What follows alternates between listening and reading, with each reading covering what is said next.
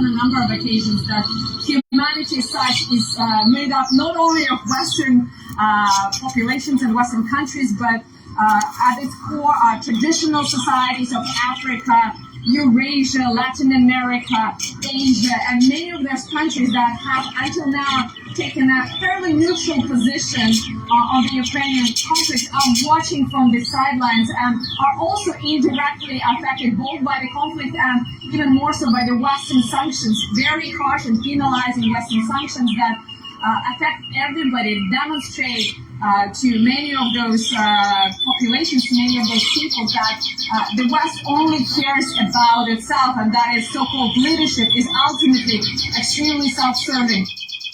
As we said, President Putin's speech is about to start, and we will bring it to you live with simultaneous English translation. Right, it's starting right now. Let's go live to Russian President Vladimir Putin. He's taking the stage now.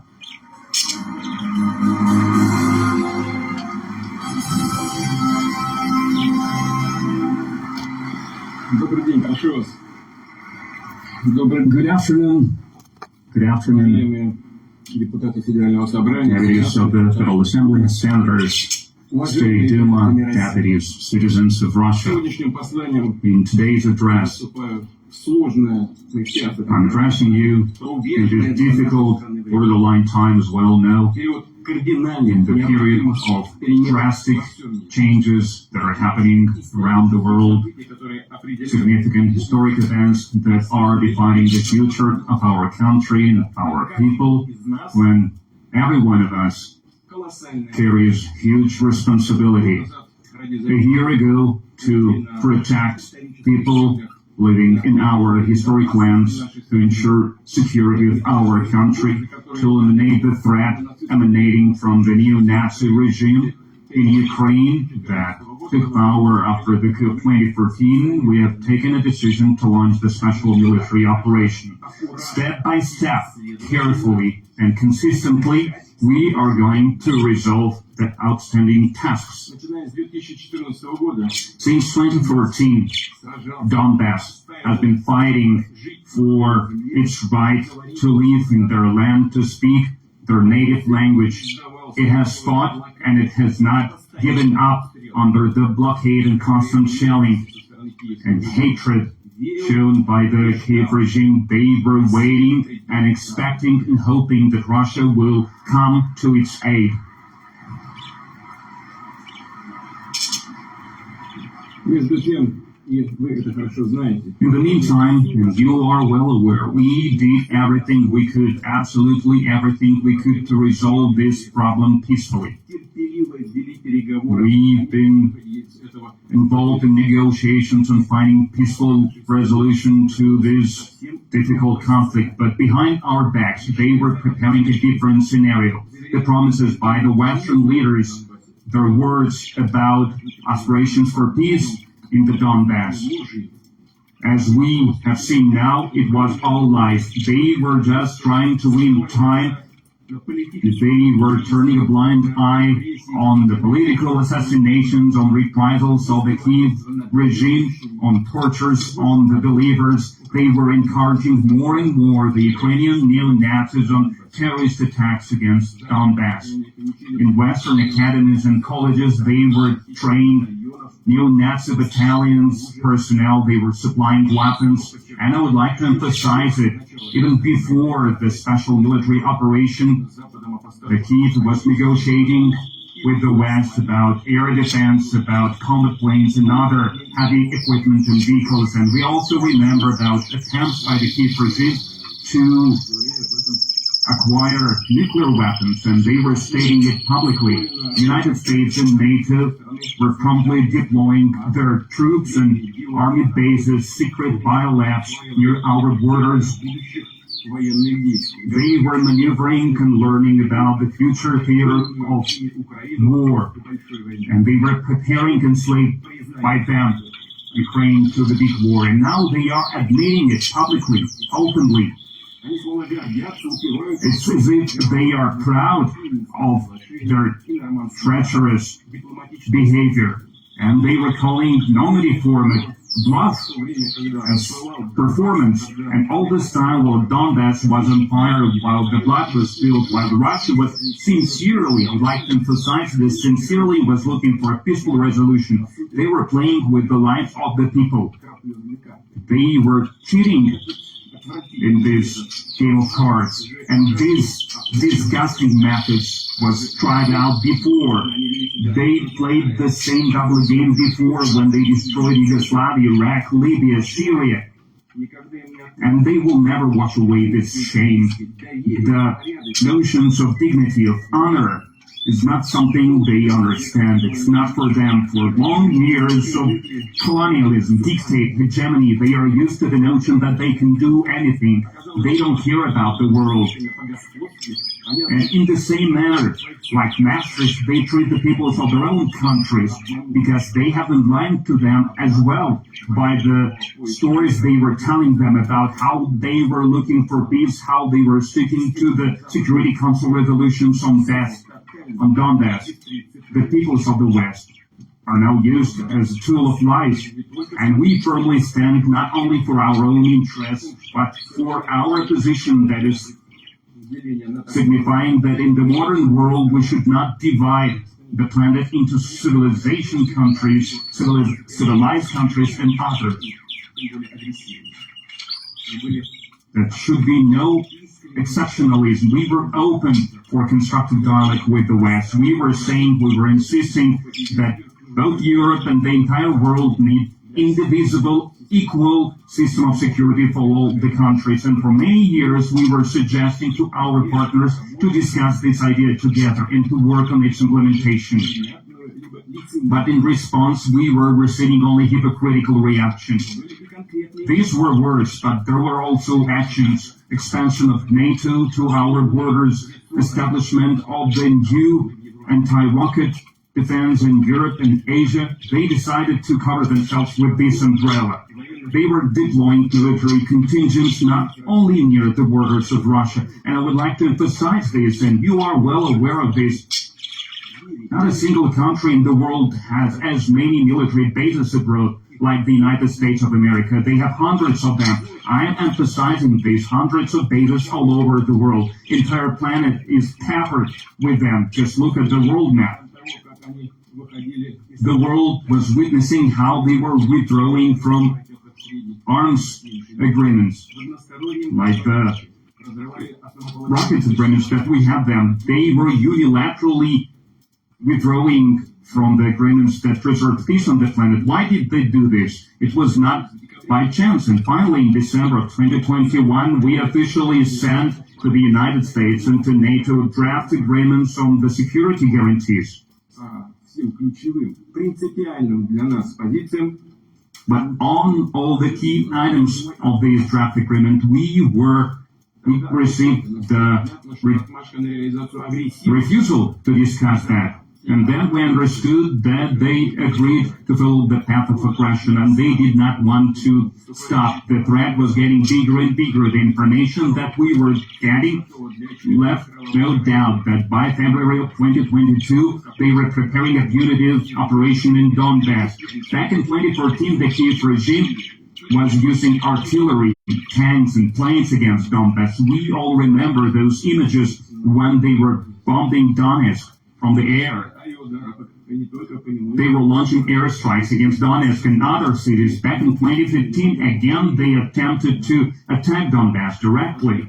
And they continued to blockade, to shell, to launch serious attacks against civilians. It contradicted absolutely the resolutions adopted by the Security Council of the UN. Absolutely, completely. But everyone pretended like nothing was going on. And I would like to reiterate this. It was them who unleashed this war. And we just used the force, and we are using this to stop the war.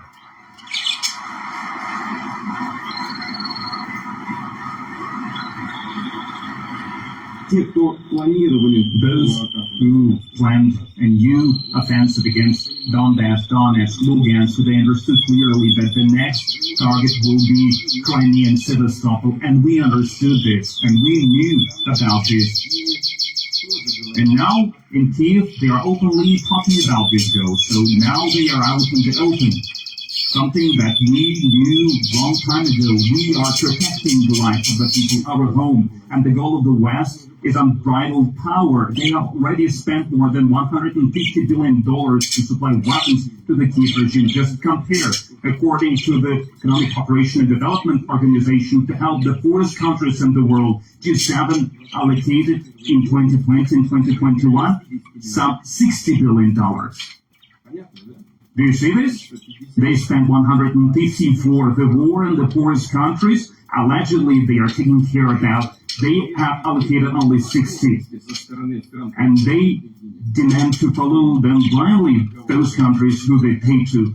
And how they can talk about sustainability, about the environmental development, where it has a gun. And they are not stopping the flow of money to support war, and they are spending more money on coup in the other countries all across the world. At the recent conference in Munich, they were blaming Russia and all kinds of things.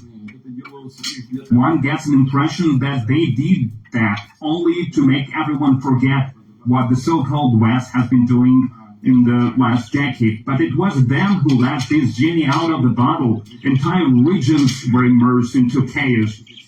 By estimates of American experts as a result of those wars, and we are not the ones who came up with these numbers, Americans are presenting these numbers as a result of the wars unleashed by the U.S. after 2001, some 900,000 people died. More than 38 million became refugees. And they want to erase it from the memory of humankind. They are pretending as if it has not happened.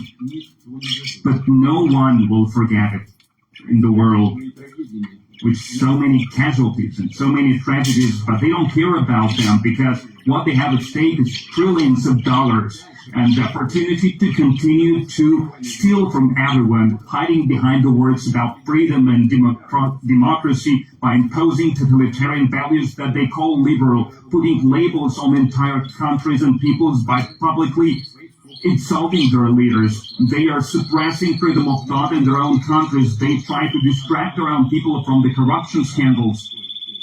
Because we can all see it on the screens on television, from growing inner, social, international, and other kind of problems.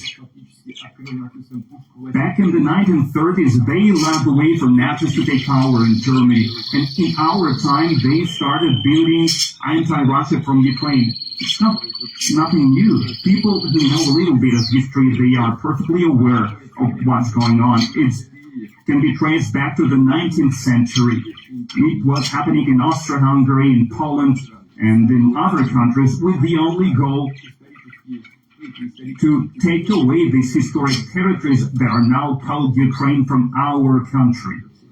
That was their goal. There is nothing new about it. Absolutely nothing. They are just repeating old ways. The West expedited the implementation of this project. They supported the coup in 2013. It was a bloody coup, anti-state coup, anti-constitutional coup, and it's like nothing happened, like it's a normal way of things. They even informed everyone how much money they spent on this. And they used Russophobia, aggressive nationalism as an ideology.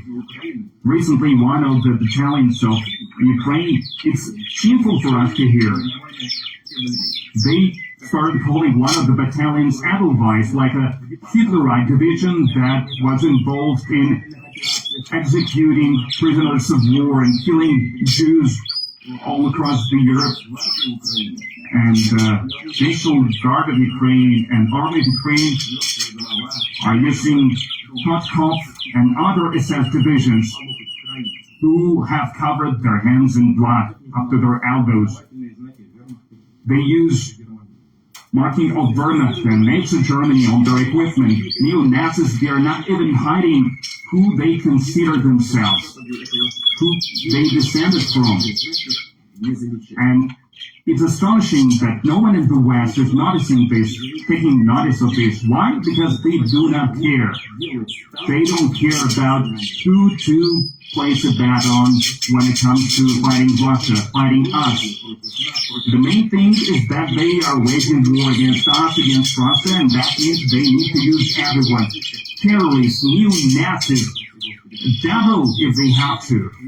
The main thing for them is to follow their will and to use their weapons against Russia. This rocket offense on Russia is part of the event that they are taking against our country. They are creating hotbeds of instability near our borders. Back then, in the 1930s, and already now, their idea has remained the same, to turn to direct aggression against the East, to flame the wars in Europe with someone else's hands by eliminating competition. We're not at war with the people of Ukraine. This is something I've said many times. The people of Ukraine are no hostages to the Kiev regime and their Western masters, who have effectively occupied the country in the political, military, and economic sense. For decades, they've just been destroying the Ukrainian industry, exploiting Ukrainian natural resources, and this led to an escalation and to an increased poverty and inequality. And of course, this is something that feeds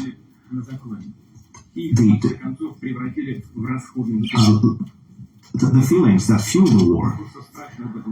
It is truly a sad situation where people are being sacrificed for this war. The responsibility for stoking this war is entirely on the shoulders of the Western elites and the Kiev regime, who views the Ukrainian people not as their own people, but as someone else. And they're not serving their national interests, but Western interests. The West is using Ukraine as a tool, as a testing grounds, and as a launchpad against us. One thing should be clear. The more long-range weapons are sent to Ukraine, the longer we will have to push the threat away from our borders. That's natural.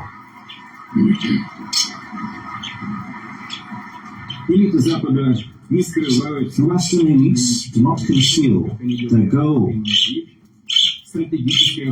of effecting a strategic defeat on Russia.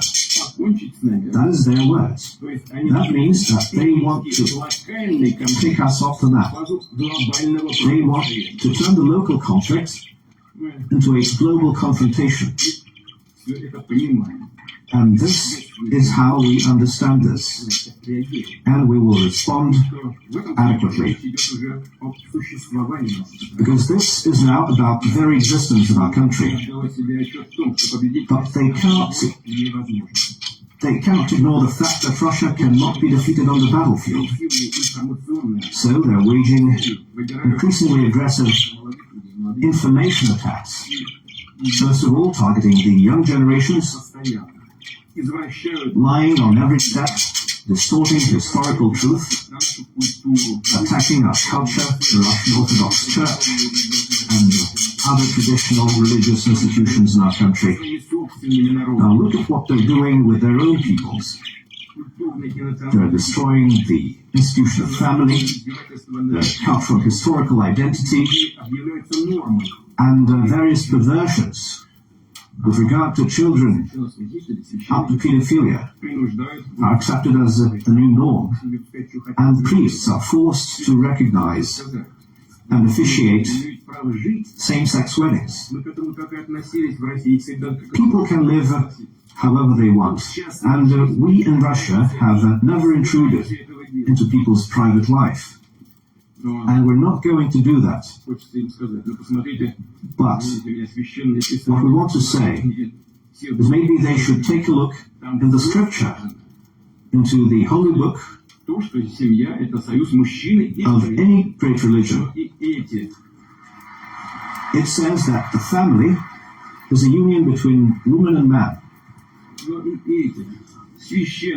And these holy texts are now being increasingly doubted in the West. The Anglican Church is now considering the idea of a gender-neutral God. What can we say?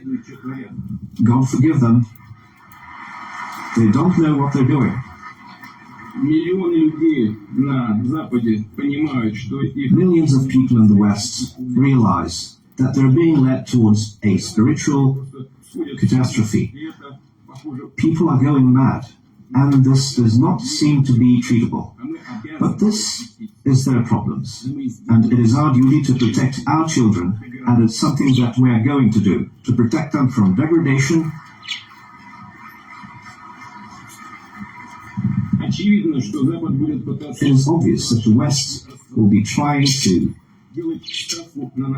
shatter our unity and support traitors who despise their native land and who want to have a profit on their country's troubles.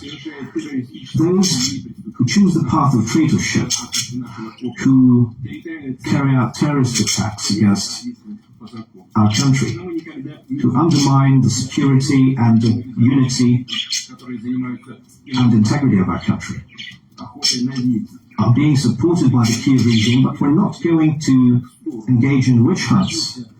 We're not going to exact revenge on those who took the wrong step, who made the wrong choice. What's most important is that Russian people give a moral assessment to those actions. And we're very proud that our multinational people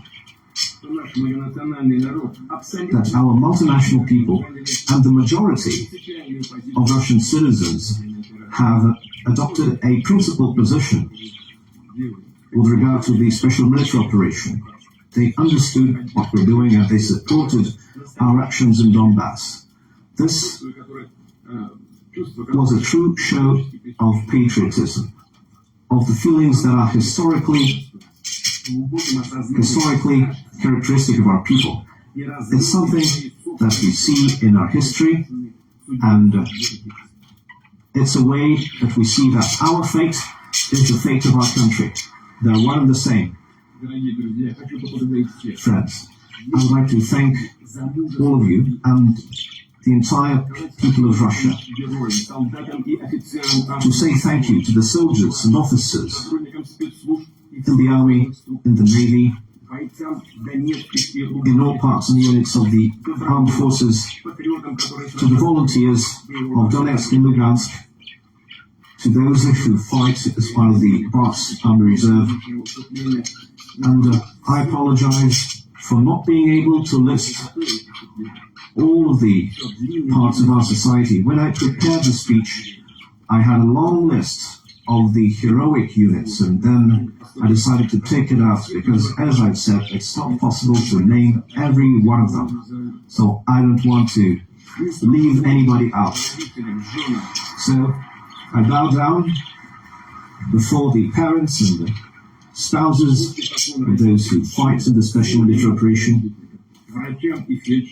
the doctors and the nurses, the sanitary instructors and the railway workers and the truck drivers who carry supplies for the front line, for the builders who restore civilian facilities and those working several shifts at defense manufacturing facilities, and those who strive to make our country more secure and more prepared. I want to say thank you to the teachers who take care of the younger generation, especially those who work in the difficult and dangerous conditions near the front lines, and various helpful figures who come to the front line to cheer up our soldiers, the volunteers and journalists, first of all the military correspondents who risk their lives at the front line to tell the word, the truth, leaders of Russian traditional religions and especially military priests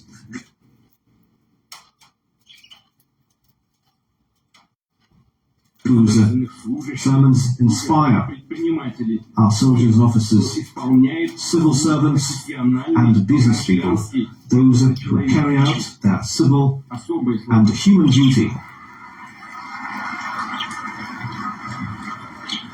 A special thank you to those who live in the Donetsk and Lugansk republics, the Zaporozhye and Kherson regions. You decided what future you want to have at the referendums. You made a clear choice despite the terror and the threats from the neo-Nazis. When military action was close to your homes, but your decision to be with Russia was strong, to be with your native land.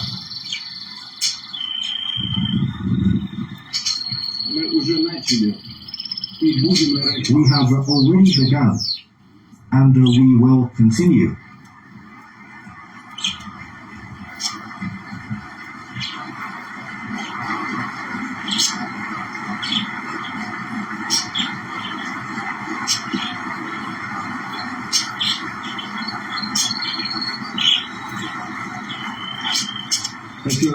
I want to emphasize that this response from the audience to people living in the Donetsk and Lugansk republics and the Kherson and Zaporozhye regions was unprompted. Thank you. So we will continue to scale up programs for providing social support in these new regions of the Russian Federation. We will restore the industries and bring back jobs, ports, the Sea of Azov, and build modern railroads, as we did in Crimea, which now has a reliable land link with the rest of Russia. Our joint efforts will make this possible. The constituent entities of the Russian Federation are now directly supporting urban and rural localities and the Donetsk and Lugansk republics and the Zaporozhye and Kherson regions like brothers. And so we've become even stronger. And we will do everything we can so that peace settles once again on this land. And we are secure once again. This and our ancestors and the future of our children and grandchildren, restoring historical truth, is what our soldiers, our heroes, are fighting for today. Friends, I want to pay tribute to those who gave their lives fighting for our country, and to the civilians who died at the hands of the neo-Nazi.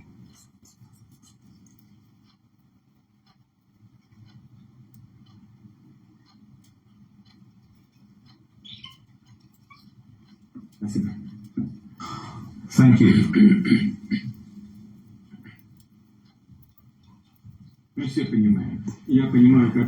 Now, we realize, and I realize, how unbearable it is for the families, the spouses and parents of fallen soldiers, but they made it possible that they grow up heroes, just like during the Second World War, when their ancestors fought against the Nazis. And their spirit and their sacrifice is something that we remember, and it is our duty to support their families and to help their children to get a decent education and a profession.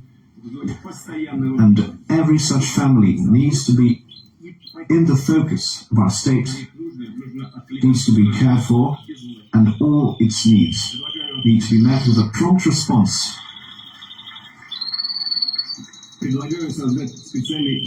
I suggest that we establish a state foundation that will support families of fallen soldiers and veterans of the special military operation.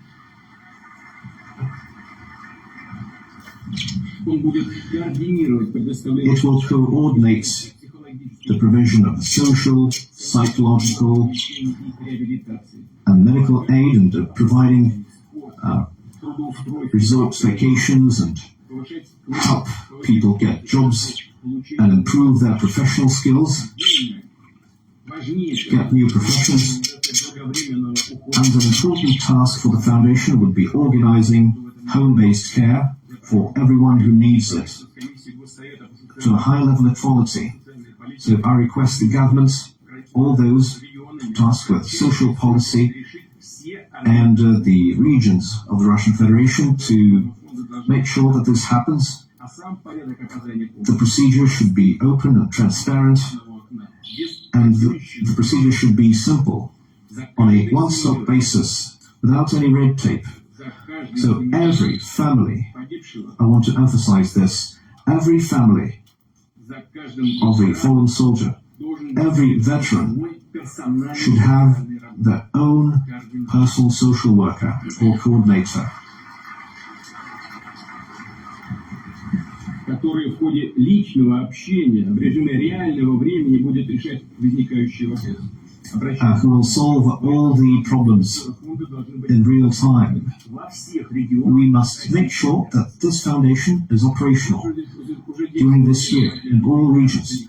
We have frameworks to support veterans and people who took part in local conflicts, and I think that this foundation may take up these issues in the future. We need to discuss that, and I request the government to do that.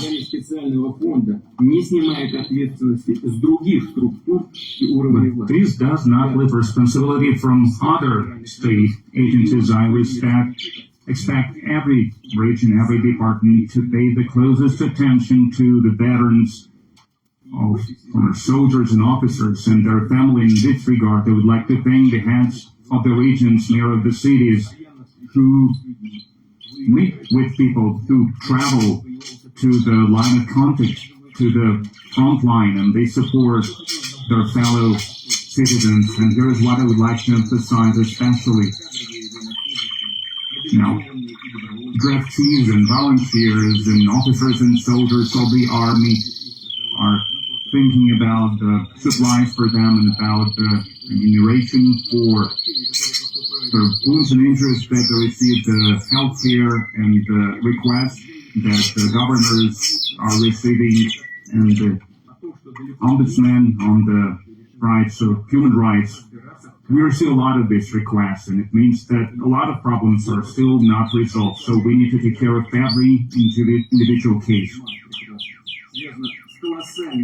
And obviously, serving in the zone of special military operation is a heavy burden for everyone involved, and they are taking risks for their lives on a daily basis. So I think for all the military servicemen, all the participants of the special military operation, including volunteers, they should receive at least once every year, no less than 14 days. And the travel arrangements as well, so that every soldier could visit their families, be around their loved ones. Colleagues, as you know, we have approved by the presidential decree the plan to develop the armed forces for up until 2025, and the work on its implementation is in progress. We are introducing necessary adjustments, and our next steps to strengthen our army and fleet, to develop the armed forces now and in the future. It should be underpinned by the military experience we are gaining during the special military operation. It is of utmost importance to us, and it's very important to us. And the nuclear forces of Russia is more than 91% of its state-of-the-art systems. And now I'd like to reiterate, considering the experience that we are getting, we should receive the same high-quality level across all the components of our armed forces.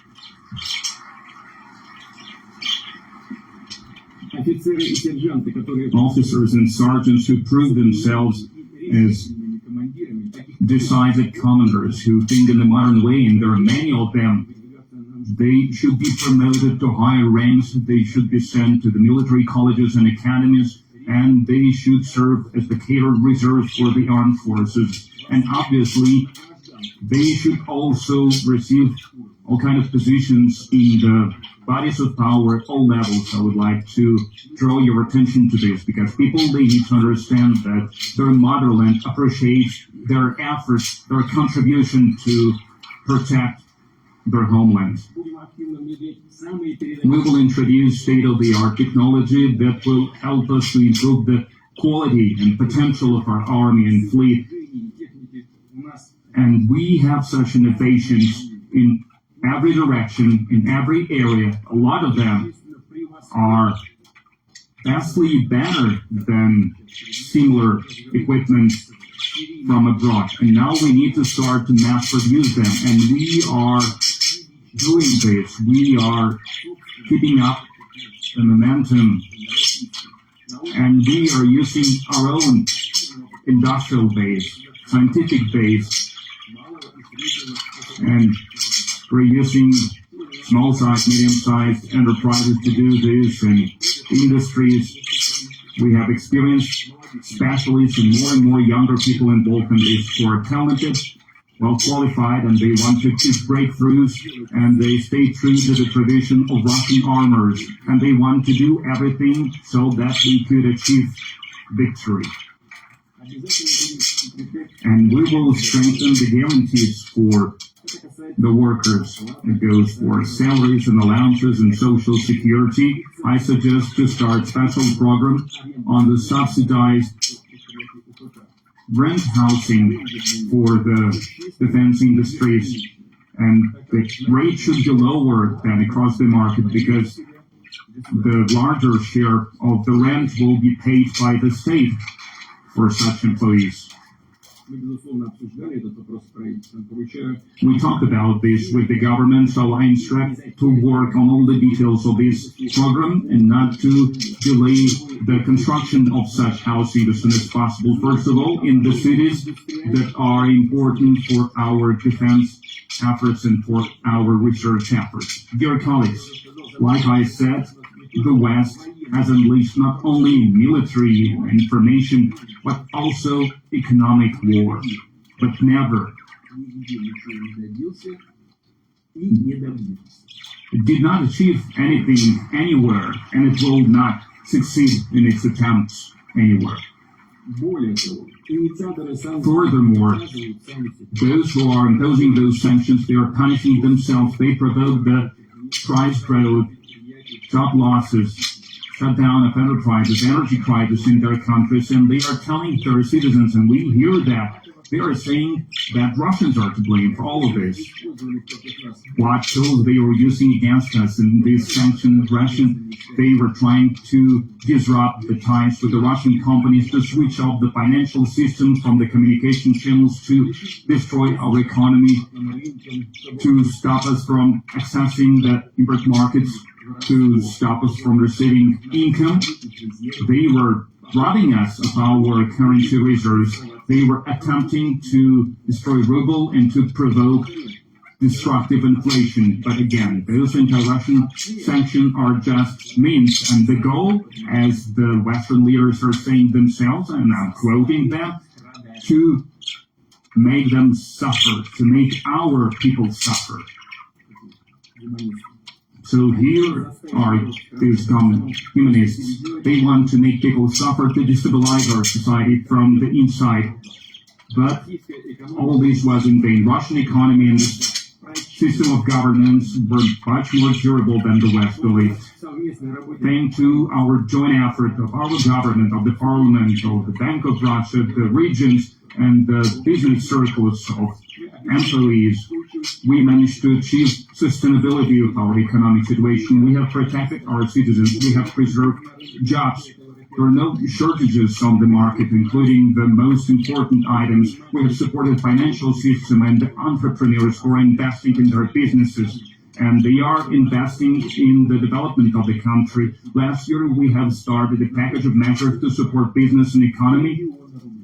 for a total sum of some 1 trillion rubles. And we have not printed anything to achieve this. Everything is based on a durable market basis, market foundation. For 2022, the GDP decreased. So I heard that I should say this. I think yesterday it was published in due time. Everything is according to plan. But they said that we were going to decrease by 20-25%. Recently, they were giving a number of 2.9, 2.5. But the gross domestic product of 2022 decreased by 2.1%. This is the latest data.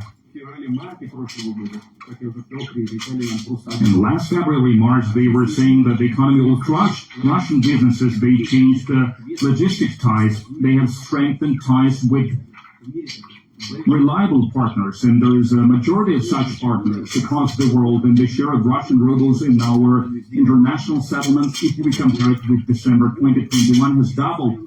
And now it's 1/3 of all the settlements. And together with the currencies of friendly states, it is more than half of all the settlements. And we will continue to work with our partners on creating sustainable and safe system of international settlements that would be independent from dollar and other Western reserve currencies.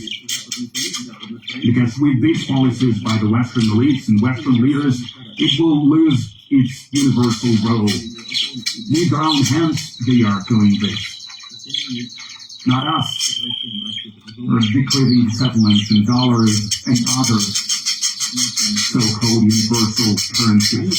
They are doing this with their own hands. You know, there is this saying, cannons instead of butter.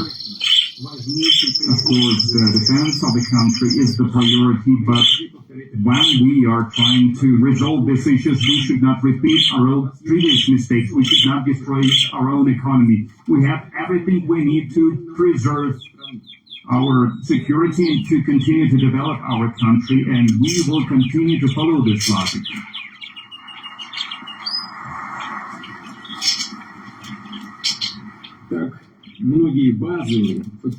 And many basic civilian areas of Russian economy has not increased their output.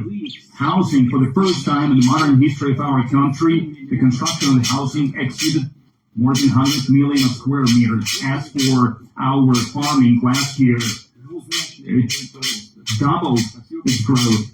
Thank you very much. I would like to bow down to our farmers. Russian farmers has a record harvest, more than 150 tons of grain, more than 100,000 tons of wheat. Till the end of the 30th June of 2023, we will be able to reach the total export volume of grain to 55 or even 60 million tons. 10, 15 years, it seemed impossible.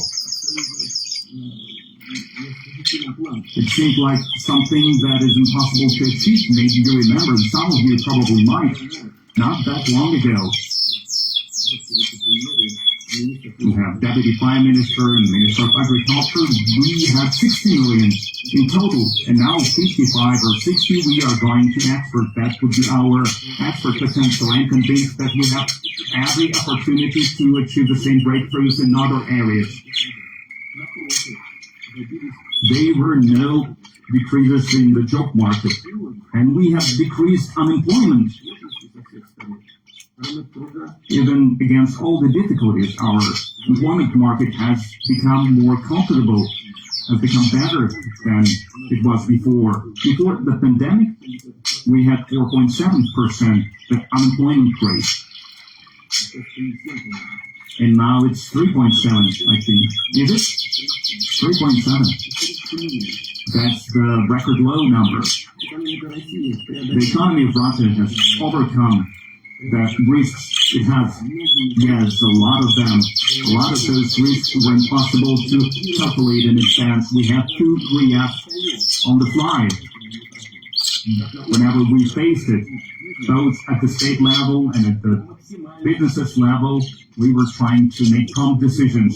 And I would like to mention the private initiatives of the medium-sized and small-sized businesses. We should not forget about this. We have abated too much red tape and regulating the economy to make it more dependent on the state. What's also important, the decrease in the economy was only in the second quarter, and in the third and in the fourth quarter, we have seen the growth. We have reached a new cycle of economic growth. For estimates of the experts, of the pundits, its structure is now changing, reaching a new quality level.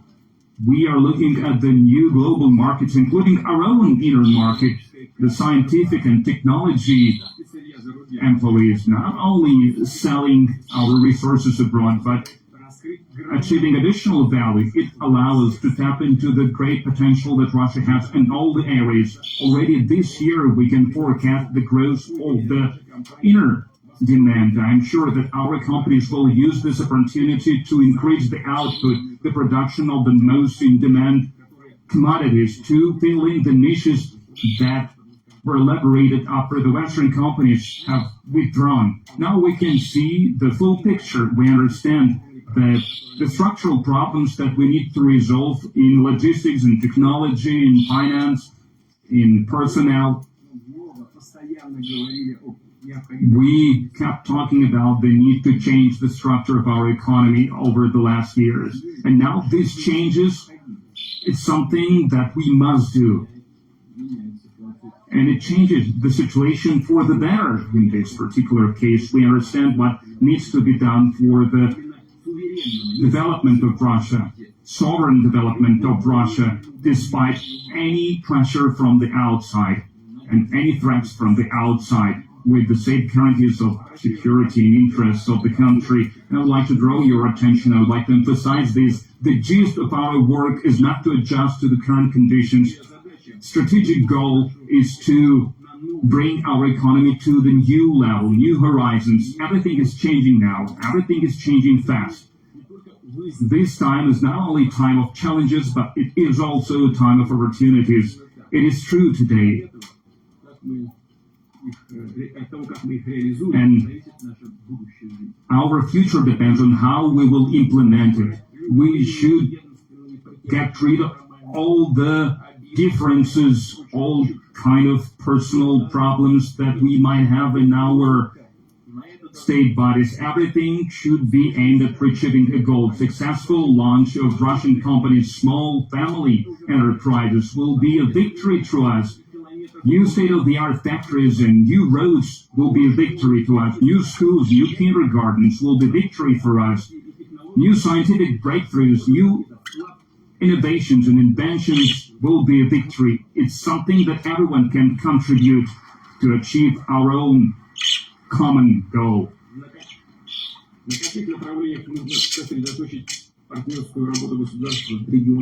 Now, what areas do we need to focus on?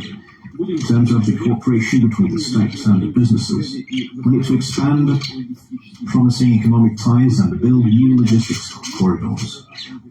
The decision has already been made to extend the Moscow-Kazan highway to Yekaterinburg, Chelyabinsk, Tyumen, and then to Irkutsk and to Vladivostok, connecting with Kazakhstan and China, which will expand our ties with Asian countries. We will develop ports, the Black Sea and the Sea of Azov, and this is already the focus of some parts of our governments, and we will strengthen the North-South corridor this year. We will expand our channels for new types of vessels connecting to Iran and Pakistan, and we will continue to develop our ties and develop the corridors. The eastern direction of our railways, the Trans-Siberian Railway and the Baikal-Amur main line, as well as the Northern Sea Route. This will be beneficial not only for the cargo flows, but also for the development of Siberia and other regions. Infrastructure will be developed including communications and transport. In 2024, at least 85% of roads in urban localities and also municipal roads will be brought up to the national standard, and I'm confident that we will achieve this target. Gasification free of charge for households will now be expanded to social facilities such as kindergartens,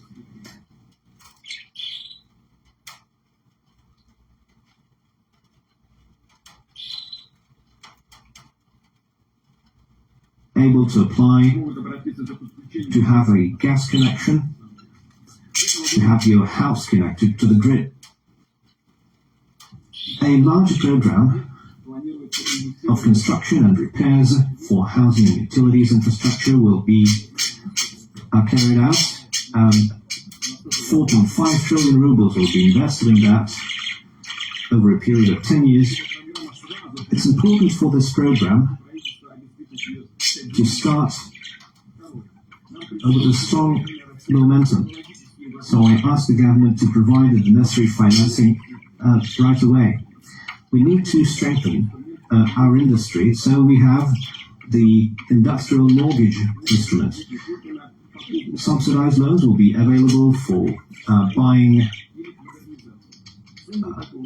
sites to construct manufacturing facilities and also to modernize existing facilities. And this will be a great contribution. These loans will be up to 500 million rubles, and the rates will be 3 to 5%, and they will be provided for a term up to 7 years. I think that is a truly great start. Starting this year, we'll be reducing fiscal and administrative burdens for resident companies and industrial clusters, and they will receive subsidies from the state and long-term state procurement contracts. By 2030, we will ensure 10 trillions worth of projects to be implemented, and we expect that about 2 trillion will be invested in the nearest period. And those are the targets that we have, and I request the government to accelerate the launch of these projects and to provide systemic support measures, including tax benefits to the companies that need it. I know that our financial administration agencies love various benefits and various rules, and I know that they like to invent new rules, but I think this is the case where these new rules might be beneficial.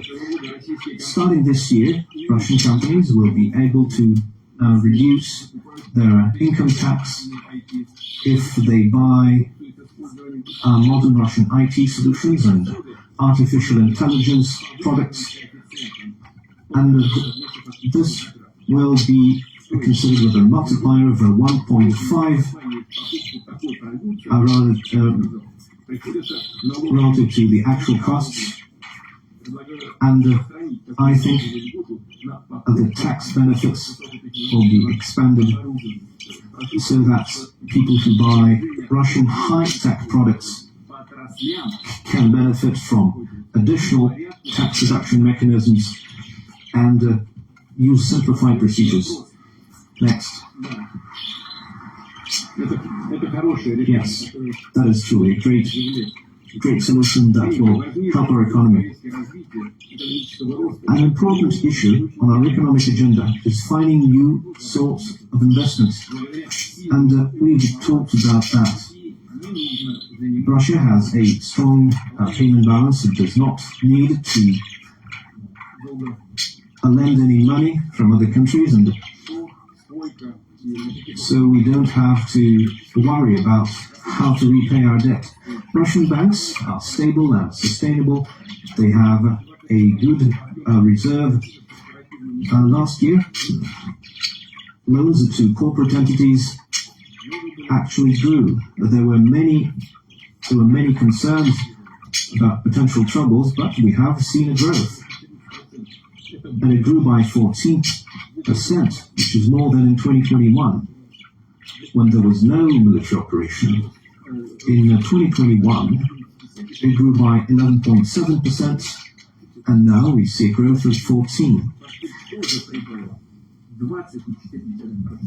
The total sum of mortgages grew by 24.4%, and the bank sector as a whole ended the year with a profit. Of course, it was not so much as it was before, but it was 203 billion rubles, which is another indicator of the sustainability of our system. In the second quarter of 2023, inflation will reach the target of 4%, or at least come close to that. In some countries, we're seeing 17 or 18 or even 20%, and we have 4, well, maybe 5. The central bank and the finance ministry have differing assessments, but we're still getting close to the target. Considering this and the positive dynamics of other macroeconomic indicators, we are shaping our strategy with regard to long-term credit rates, and I think that loans must be more accessible across the country. The long-term savings of people need to be more sustainable, and I request the governments to accelerate the introduction of draft laws to launch a state program in April this year to create better conditions for people to invest and to earn money domestically, and we must ensure the people's savings and the retirement funds. So we need to ensure effective insurance for people's deposits. I think we have a good program to ensure people's investments, and I think we should have even better conditions for pension funds. We must also protect people's use of longer-term investment tools, including insuring against bankruptcy, and additional support is needed to bring in more capital to growing businesses. They must have access to domestic stock exchanges on better terms, and terms should be better both for companies and for buyers of shares. And the freedom of entrepreneurship is a very important aspect. All the attempts to contain Russia and to limit Russia show that Russia is able to adapt and grow in difficult conditions. So every initiative that aims to help the country must be supported. And I think it is a good step to revise some criminal law provisions concerning the economic tribes. The state is reviewing the situation in this area, and we should not ignore the crimes that happen, but we should not have an excessively punitive approach. We will have consistent and good work in this regard, and I request the government to work with the parliament and to suggest additional measures to accelerate the deep offshoreization of the economy. Businesses and key sectors of the economy must operate in the Russian jurisdiction. This should be the basic principle. And in this regard, colleagues, I will just add a little philosophical part. So what I wanted to say is we remember the problems and imbalances that the late Soviet economy faced So after the dissolution of the Soviet Union and its planned economy and the chaos of the 90s, the country started to create a new economy based on market relations and private property. And it took its lessons from Western countries. There were many countries who wanted to advise, and we thought that it was sufficient to just copy their models. Though I remember that the Europeans and the Americans had some biscuits on how the Russian economy should develop. But what did we get? The Russian national economy became West-oriented to a large extent, and it was mostly viewed as a source of raw commodities. The reason for that is clear. The Russian business, which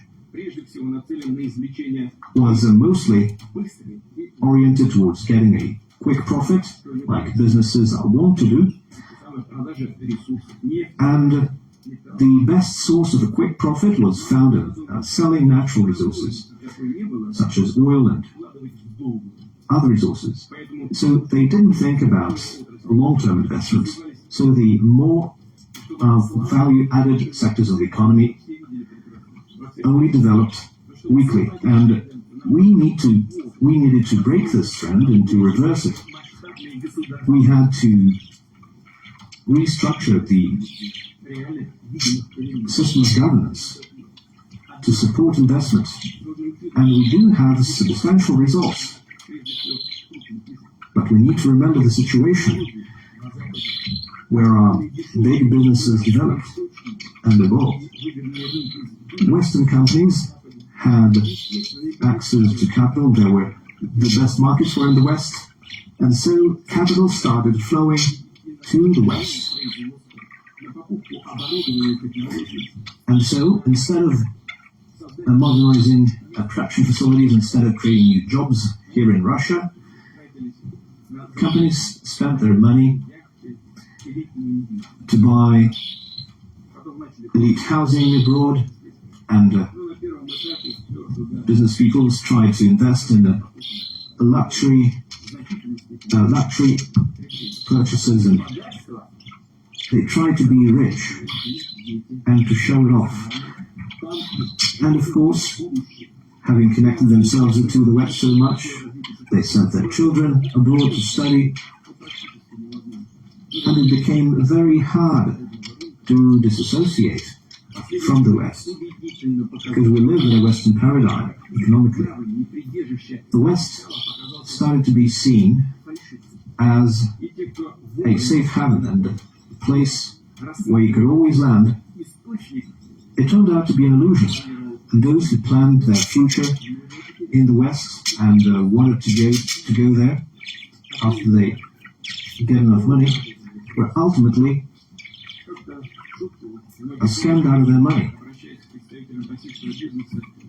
I remember that I said, speaking to representatives of the Russian businesses, that they would face a lot of trouble trying to get their riches back in various offices in the West, and that's how it turned out.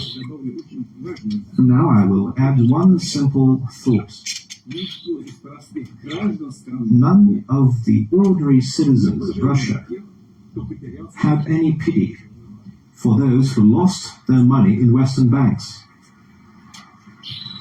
Не пожалел тех, кто лишился яхт, дворцов за рубежом и так далее. Do not feel bad for those who lost their mansions and yachts, and in the kitchens, people are speaking about the privatization that happened in the 1990s when the enterprises that were built by the entire country were sold cheap, and the luxury of the so-called nouveau riches from Russia. What's also important, all those years after the collapse of the Soviet Union, the West attempted to put both Soviet states on fire and to finish off Russia as the biggest part of our historic state. They were encouraging They were pitting international terrorists against us. They were provoking regional conflicts along our borders. They were ignoring our interests, and they were using economy tools to suppress us, to contain us.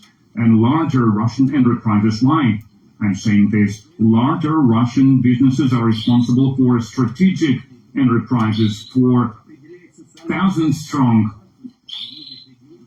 collectives. They define the situation in the region. So the situation when the owners, when the administrators of such businesses are dependent on the states who pursue unfriendly policies towards Russia is a big threat to us, to our security, to the security of our country. In such state of affairs, we cannot tolerate.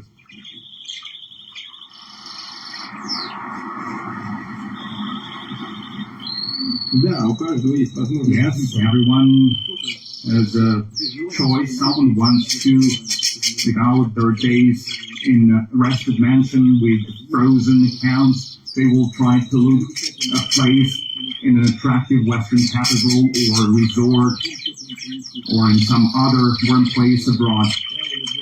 It is the right of any person.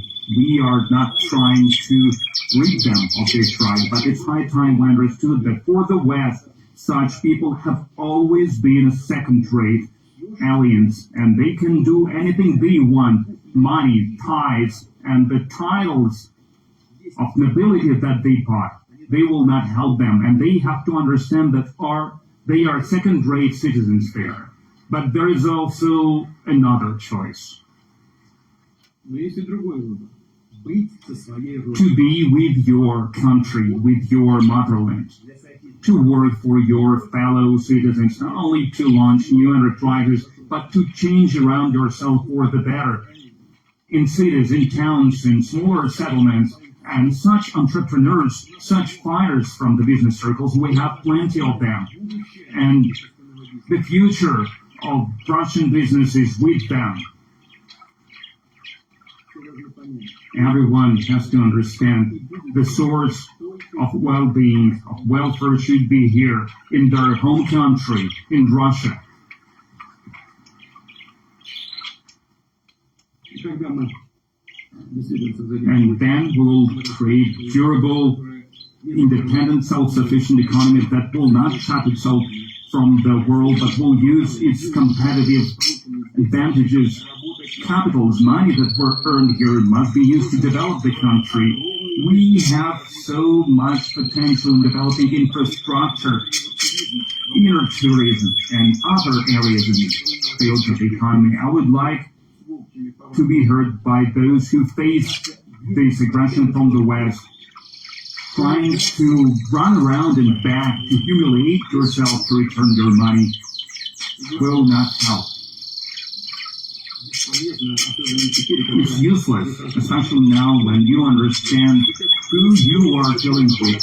You should not hang on to the past. You should not try to sue them, to beg them to return something. You should change your life, your ways. And you are strong people. I'm talking to our businessmen. I know a lot of them personally for many years. They are strong people who have vast experience. You should start new projects. You should make more money, invest this money in Russia, invest in new jobs, in schools, in universities, in science and healthcare, in culture and sports. Only this way you will both multiply your capitals and you will yield the gratitude of people generations to come. And the state and society will support you in this effort.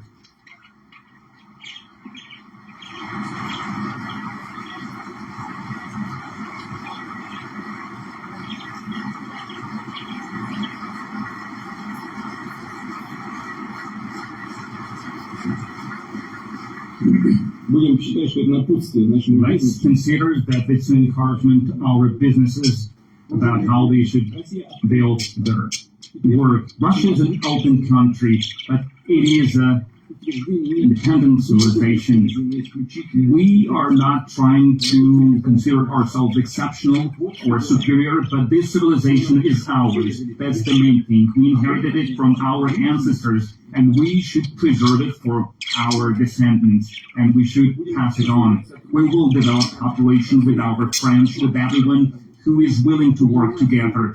We will learn from the best, but first of all, we will count on our own potential, on the creative power and potential of the Russian society, on our values.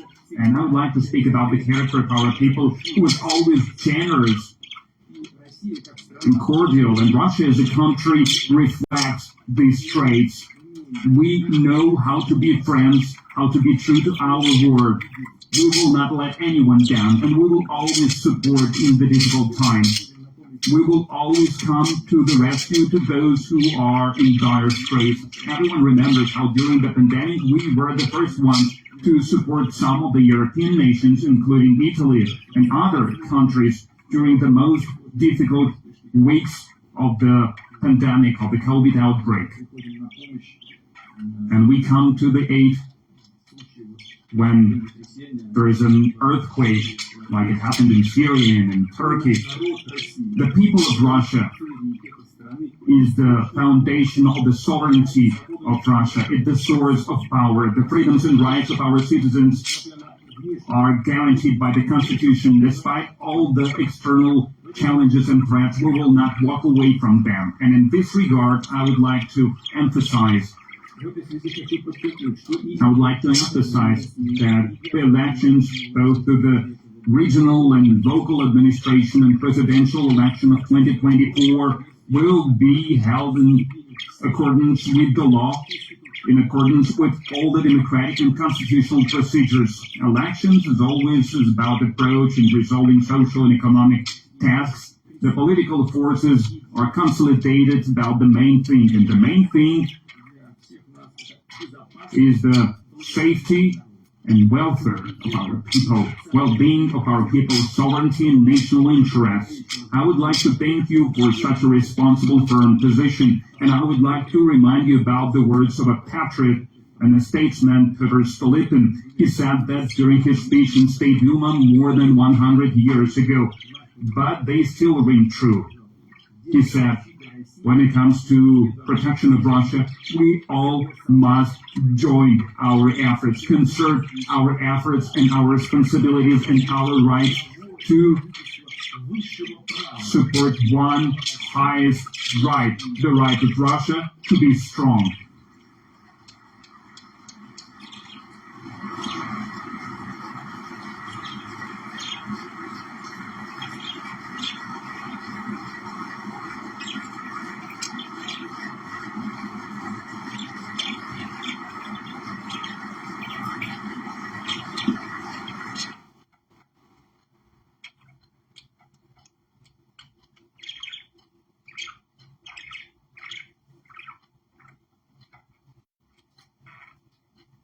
Families from the cities and districts and rural villages, all the parliamentary parties and movements are contributing to the humanitarian relief for the front line. Once again, thank you for such a patriotic position.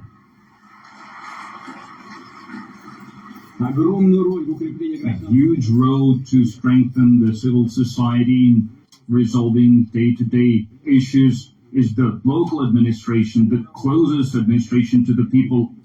It depends on them how big is the trust to the state and social well-being of the people, and how confident they are about the future of the country. I would like to instruct the administration of the president and the government to come up with suggestions on how we can create tools to support best administration teams and practices in smaller, medium-level municipalities. The development of the society means responsibility for yourself and for your close ones, for your country. These traits should be trained from childhood in the families, and strengthening of our values of the national identity. We should do it via strengthening our culture, our education, and our various body and agencies of the state will support all these efforts.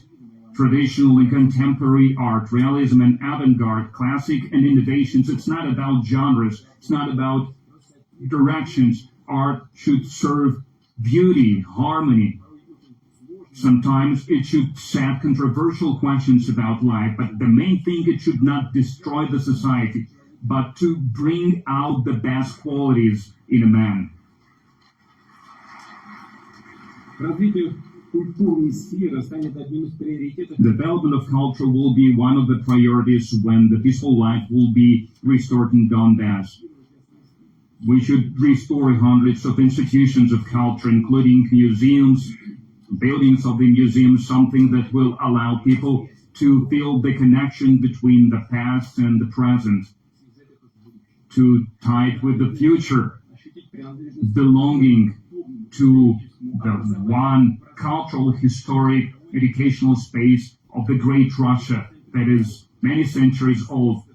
Teachers, scientists, specialists should help us to improve the quality of our higher education in liberal arts, in history, in geography, in literature, so that our younger people could learn as much as possible about the great past of our country, about its culture and traditions. We have very talented younger generation that is eager to work for the future of our country in culture, in science, in sports, in business, and in administration. It is for such people new horizons of professional growth is given by the such programs as Leaders of Russia and Leaders of Innovation that is now being held in the regions. Some of the participants of these programs have volunteered to join the army. A lot of them are working at the liberated territory. They help to restore the civilian peaceful life, and they act professionally and they act as true heroes. Because this school of combat cannot be replaced and substituted with anything. These people are ready to risk their lives for their homeland, wherever they work, wherever they go. And I would like to emphasize, it is those who were burned in Donbass and Russia will be the main pillar, should become the main pillar in developing these regions, restoring these regions. I would like to address them, and I would like to tell them that Russia is counting on you.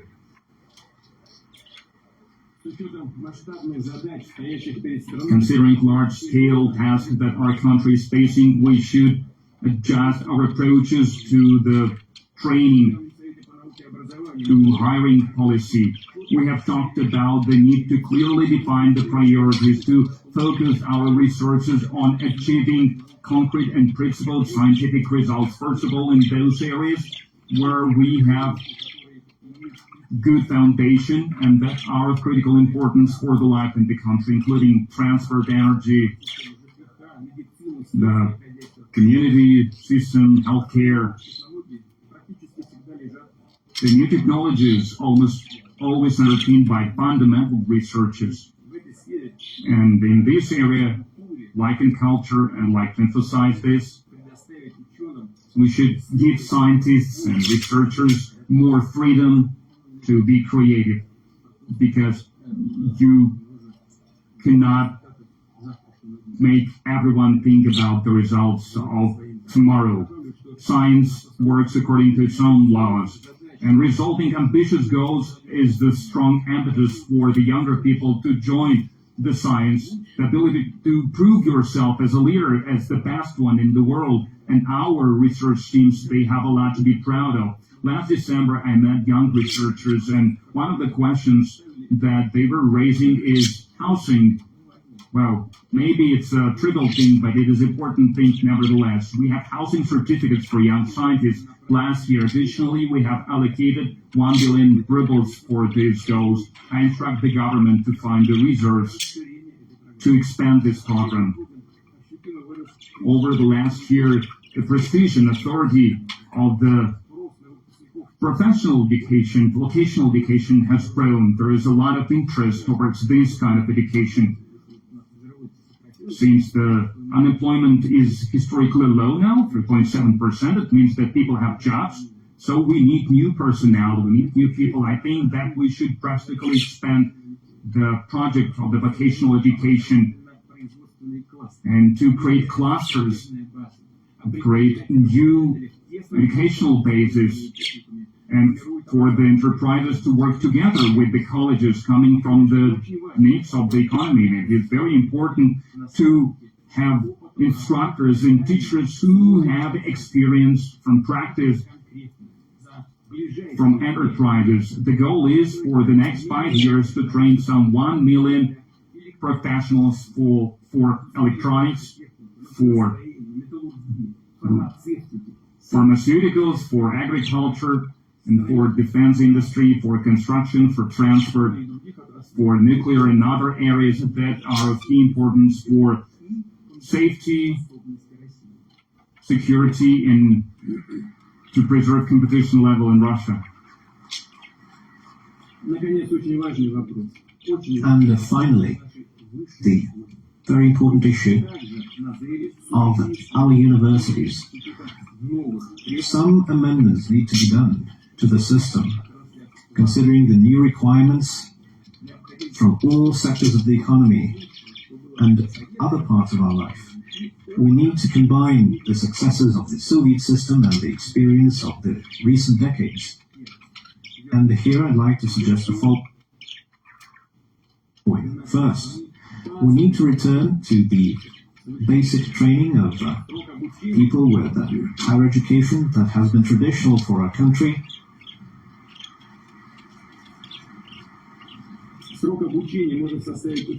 Based on 4 to 6 years of study, and one university could provide different programs for one and the same type of education depending on the requirements of the sector. And if a person has received education on a narrow field, they may continue their education on a master's program. And we also must have graduate programs for those who want to engage in teaching or research.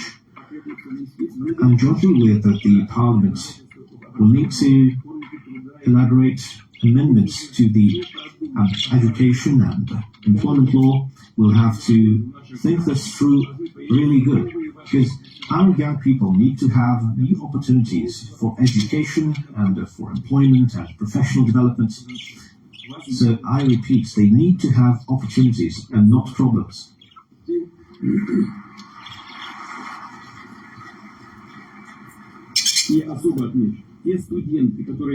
And I would like to emphasize that those students who are in university today will continue with the programs that they currently have. And the education certificate and diplomas of those people who have already received education should not lose and should not lose out in the situation. So this needs to be monitored closely.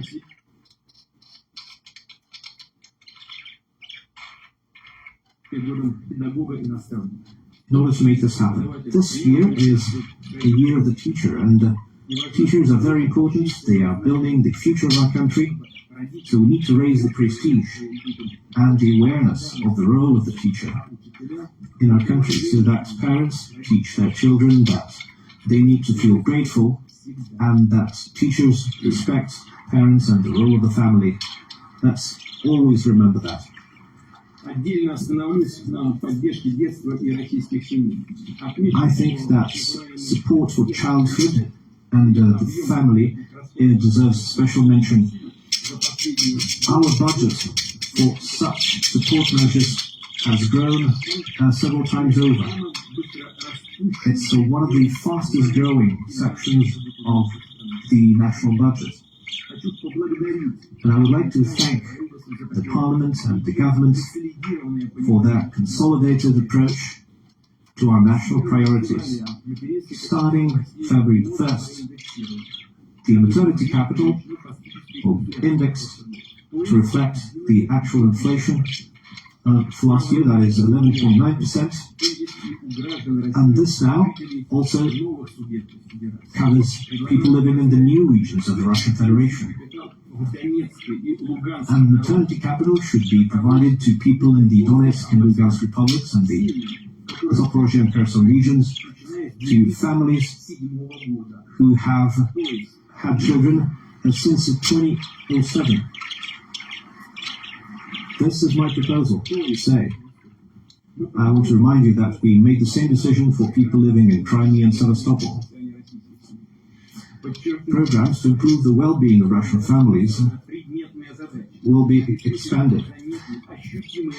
All the levels of government will be instructed to ensure the growth of real incomes. And an important indicator here is not the minimum pay, but we increased it 2 times last year to a total of 20%, and we will continue to increase the minimum level of pay, reflecting inflation, and we have already reflected inflation to the level of 6.3% since the start of this year, and I suggest that we carry out an additional indexation of 10%. This means that the minimum pay will grow by 18.5% to be 19,242 rubles. Now, as regards the tax system and adjusting it to benefit Russian families, starting this year, families with 2 children or more will not have to pay real estate taxes if they want to buy a new apartment or house. We need to make wider use of such instruments. There has been a significant demand for those. Families can use them to raise their quality of life, and I suggest that we increase the budget to support the families with children, to support their education, and I think that 13% of the growth in the increased payments, 13% of families' expenditures in a number of purposes will be compensated to a level of 13% at least. And we need to be proactive, providing support on a remote basis and promptly, so that it does not become a burden to the families. The demographic situation directly depends on the situation in the social sphere. I know that many Russian regions are willing to accelerate the modernization of social infrastructure and to help people relocate to new houses where their current housing is unfit, and the national projects that have been provided for 2024 and the budgets of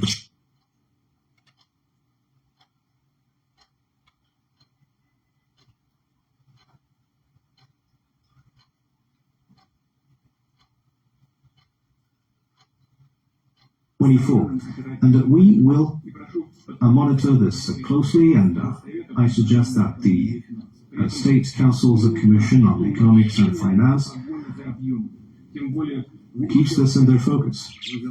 We need to make sure that the facilities being built today are built to a high level of quality, and the financial resources provided are used efficiently. This includes the modernization of primary healthcare. We launched a program to this effect in 2021, and I asked the heads of regions not to forget about this. We need to provide actual, tangible results. We need to make a difference in the quality of healthcare. And I also instruct the government to adjust the laws necessary to renew the fleets of medical vehicles and provide additional equipment so that checkups can be conducted in remote regions. Schools and other facilities will receive additional repairs and refitting, and most of them will be located in rural areas. This year, a similar work will be carried out in the Donetsk and Lugansk People's Republics and the Kherson and Zaporozhye regions. It's a very significant work, and it's something that we see very well. Starting in 2025, funds to repair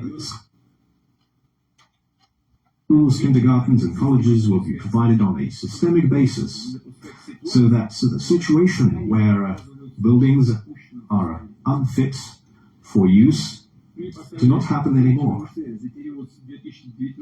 Now we have the target from 2019 to 2024 to build over 1,300 schools, and 850 of those have already been commissioned.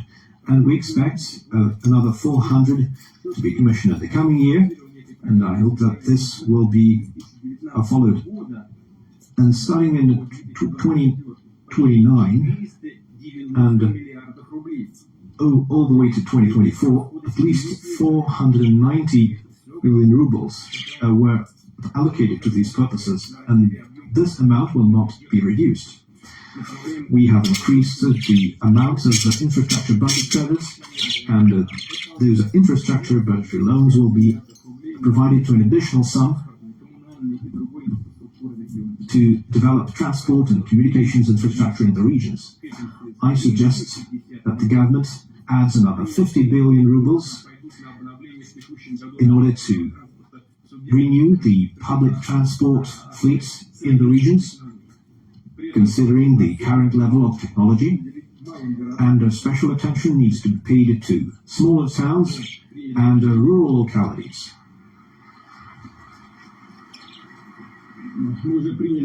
We have already decided to extend the Clean Air project to 2030 in order to improve the environmental situation in industrial cities. So, speaking to the heads of large industries, I'd like to say that the task of improving our environment has not gone anywhere. And we have been reforming our waste recycling industry, aiming to achieve a closed-cycle economy, and we are also working with the legacy facilities and waste collection sites, the dumps that have already been accumulated, and they should be taken care of after the current program is finished. And the programs to protect our water bodies, such as the Lake Baikal, also continue. The rivers of Kama, Irtysh, Terek, Volkhov-Neba, and others will also be taken care of. Our smaller rivers and lakes will also be monitored, and the situation there will be improved. And at all levels of government needs to be aware of that. We recently discussed the laws on specially protected natural areas with our colleagues.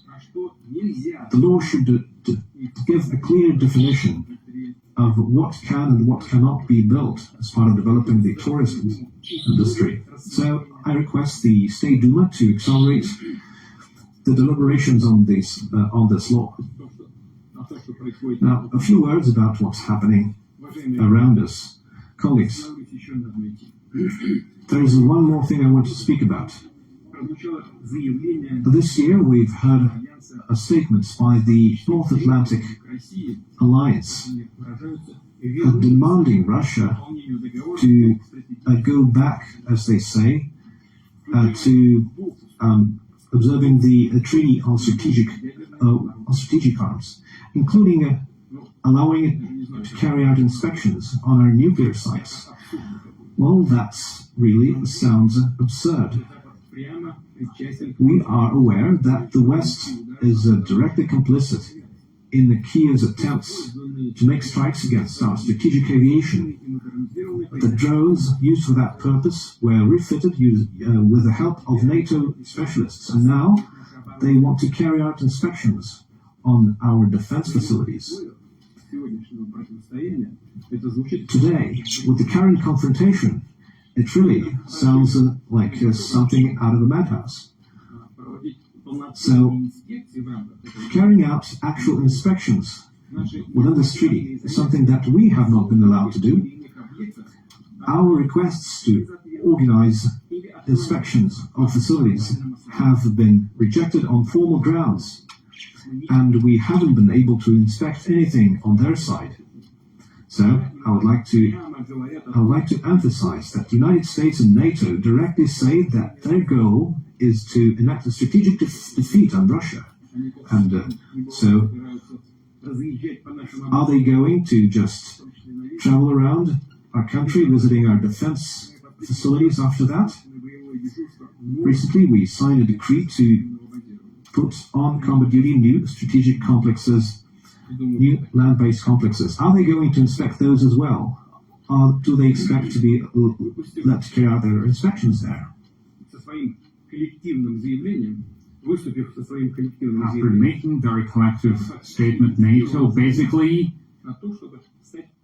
attempting to become a part of the agreement about strategic offensive weapons, and we agree with that. They are guests. More than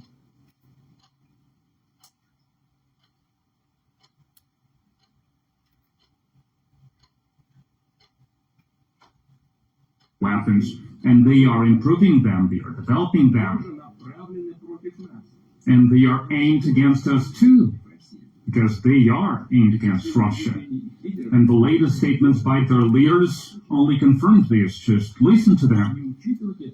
And we cannot not take it into consideration, especially today. Like the first agreement about strategic offensive weapons was initially signed by the Soviet Union and the United States in a different situation, when we were strengthening mutual trust and escalating the situation. In the future, our relations reached such a level where Russia and the United States claim they don't consider each other so an enemy. Great, that was good. And the current agreement from 2010 contains important aspects about the indivisibility of security, about the direct connection between strategic offensive and defensive weapons. All of this is long forgotten. The United States withdrew from the agreement. It's now a thing of the past. Our relations, which is important, have degraded, have decreased, and it's something of the United States doing. It is them, after the collapse of the Soviet Union, started reconsidering the outcomes of the World War II, building the world American way, where there is only one master, one Lord. And they started flagrantly destroying all the foundations of the world order.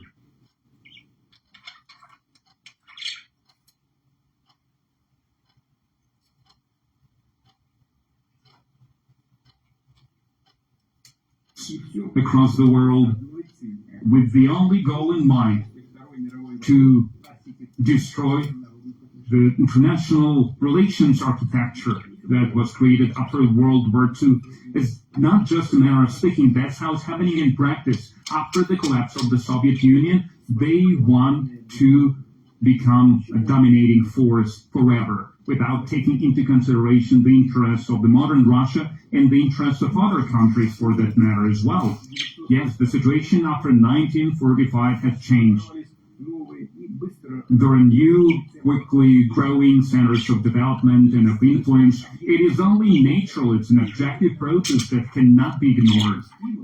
But what is impossible is that the United States started changing the world order just only to suit themselves, only in their own selfish interests. And now, by NATO representatives, they are sending signals, basically, they are sending ultimatums that you, Russia, should adhere to everything we have agreed upon, including the START treaty without any misgivings. And we will do whatever we want. There is no link between the issue of the treaty and the conflict in Ukraine or other hostile activities of the West against our country. And there are statements that they want to achieve the strategic defeat of us. So either they are very cynical or they are very stupid, but they are not fools after all. They want to defeat us and they want to inspect our military sites. And in this regard, I have to say that Russia is stopping its participation in the treaty about strategic offensive weapons.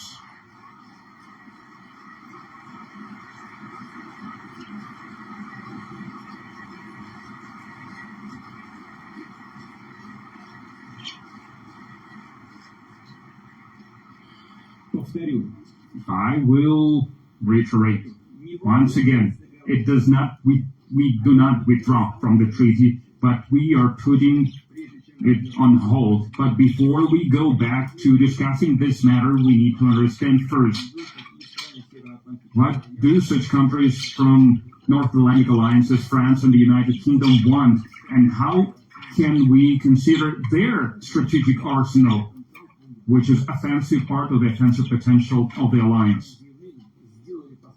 With their statement, they say that they want to be a part of the process. Thank God, we do not mind it. But don't try to lie to everyone again to show that you want peace, that you want detente. We know that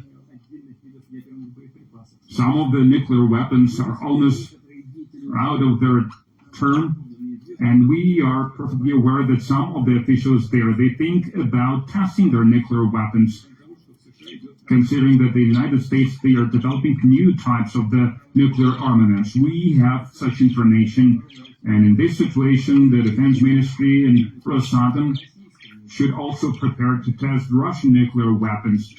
Of course, we are not going to be the first ones to do this, but if the United States will hold their tests, we will follow the suit. No one should have these dangerous solutions that global nuclear parity can be destroyed.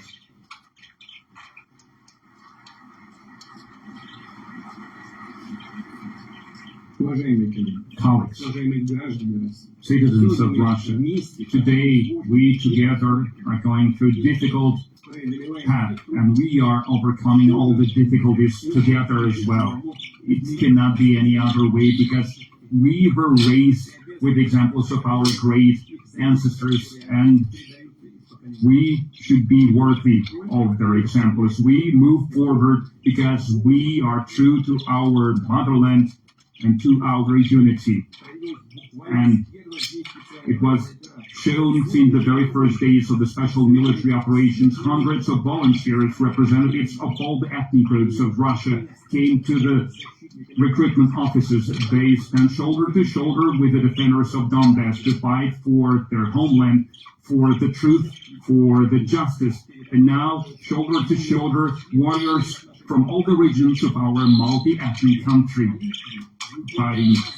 They pray in different languages, but all of them pray for victory, for their comrade in arms, and for their motherland.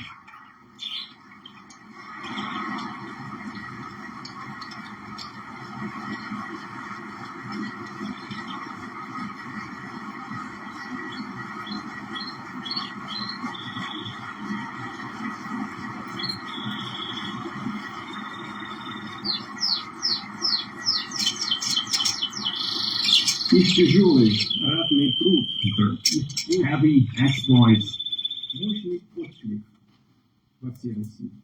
Люди is needed by the entire Russia. People support our warriors. They don't want to. They cannot watch by idly from the sidelines. The front line is going through the hearts of millions of our people. They are sending medical supplies, communication means, transport, warm clothes, and so on and so forth to the front line. Everything that helps to save our lives. I know how letters from the children, from the school children, are warming the hearts of our warriors because it is the most valuable thing to them. They take it with them to combat because sincerity of children's wishes is something that is touching them to tears. The warriors understand what for they are fighting, who they defend. It is important for the warriors and their families and for civilians in the care that the volunteers is giving them.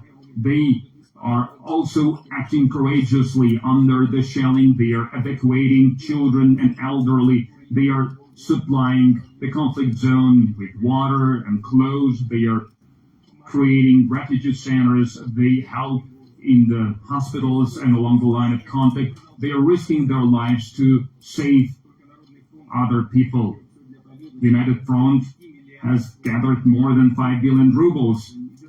So many donations are continue to flow. It is important for everyone to continue to contribute, both larger enterprises and businessmen. But what is especially touching and inspiring the situation when people with modest income are sending part of their pensions, of their salaries to donate. Such a unity to help our warriors and civilians in the combat zone, to refugees, is very important. Thank you very much for this sincere support, for this unity, for helping each other, because something that is of huge significance, something that cannot be overestimated. Russia will stand up to any challenges because we are one country, we are one big and united people.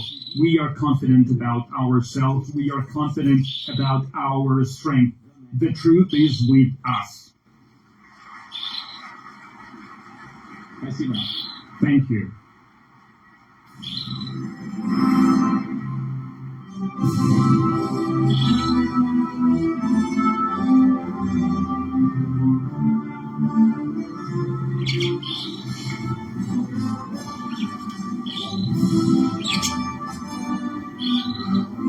Let's wrap up that speech now with Russian President Vladimir Putin.